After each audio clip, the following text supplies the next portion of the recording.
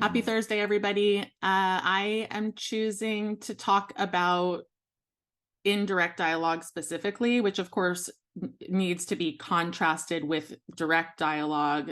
Direct dialogue is anytime you put something in quotes, right? So it's pretty obvious. Most of us know that there's banter back and forth between characters. Indirect dialogue, though, is just increasingly something that I've been thinking about because I like it in other people's writing a lot. And it also helps you to summarize things.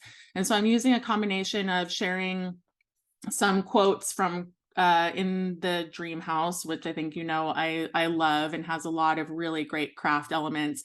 And then also sharing some stuff from the Gotham Ghostwriters website, which has some really great information, a lot of good craft tools. And I also want to remind people as you're thinking about different craft elements that you maybe are struggling to understand better or more, the value of just looking on Google and typing in, whatever it is, dialogue in memoir or theme in memoir. I mean, there's so much good stuff out there because when I was thinking about this morning, I didn't have time to invent my own indirect dialogue today. And so I was like, oh, look at Gotham Ghostwriters has some good stuff. So, basically it's the idea behind indirect dialogue is that it's a summary of dialogue. And so it does appear in your narrative. And I'll send this to you. I'll include this in the video link so that people can look at this directly. But I just wanted to share this little piece of indirect dialogue from a short story called Ralph the Duck, where the narrator, who is a self-proclaimed oldest college student in America, is overhearing his professor talking to the other students in class. And so this is how this sounds. He says, the next Thursday, he was wearing canvas pants and hiking boots. He mentioned kind of casually to some of the girls in class how whenever there was a storm, he wore his Lake District walking outfit. There it is, right? He mentioned kind of casually to some of the girls in class. So we're getting to overhear this person speaking about or to other people. And then the narrator says, I kept waiting for him to make a noise like a mountain goat, but the girls seemed to like it.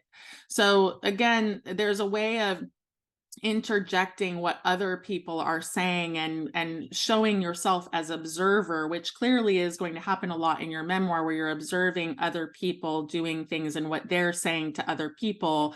And you might not want to recount that in direct dialogue.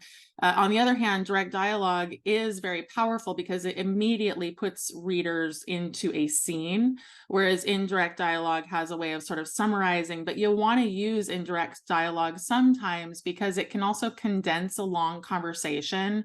I was reading a student's homework actually recently, and I just felt like there was all of this superfluous dialogue because nothing was really happening, and once I got to the end, I finally understood what the point of the conversation was, but I felt she could have condensed the entire conversation and then just given us these couple of lines of dialogue at the very end. So you want to pay attention to that as well, how necessary it is.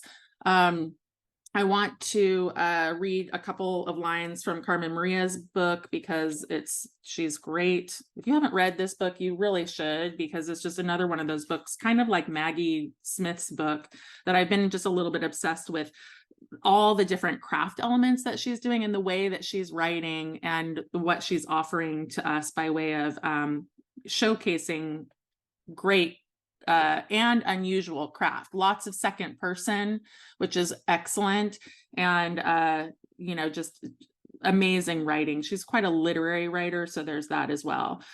Okay, so she has this aunt who is basically homophobic, and Carmen Machado is gay. So she says, your mother, she's writing in the second person here, your mother explained away her behavior with any number of facts. Your aunt was a single mom, she said, a nurse who worked very hard to support her kids. She had a disease called endometriosis and was often in pain. I like how she does that. Your aunt was a single mom, she said, a nurse who worked very hard to support her kids, right? So she's sort of saying she explained it away and this is what she did.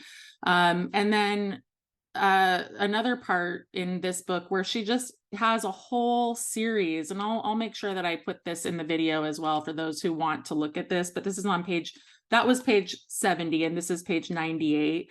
This is speaking about her girlfriend. The whole thing is indirect dialogue, and it's pretty creative. She says she loves you. She says she sees your subtle, ineffable qualities. She says you are the only one for her in all the world. She says she trusts you. She says she wants to keep you safe. She says she wants to grow old with you. She says she thinks you're beautiful. She says she thinks you're sexy. Sometimes when you look at your phone, she has sent you something weirdly ambiguous, and there's a kick of anxiety between your lungs. Sometimes when you catch her looking at you, you feel like the most scrutinized person in the world. So that's it. That's the whole, on a page like this. And it's essentially a little vignette, but she's using indirect dialogue to great effect there, right? And you can see how you all can use that. She says this. You don't always have to put things in direct dialogue, and it just gives you some fluidity there to play around with craft in different ways. So that's it. I will put this, Iris. It's a great one. This is an excellent, excellent book, along with so many good memoirs. But I think I've told you guys in the past that I've been doing so much listening of audiobooks. And sometimes I'll just re-listen to my favorite ones because I'll capture things in my ears about cadence and, the way that dialogue shows up in audio is quite interesting, as opposed to indirect dialogue, and you can begin to hear it, and then how that translates onto the page can be quite helpful for your own writing.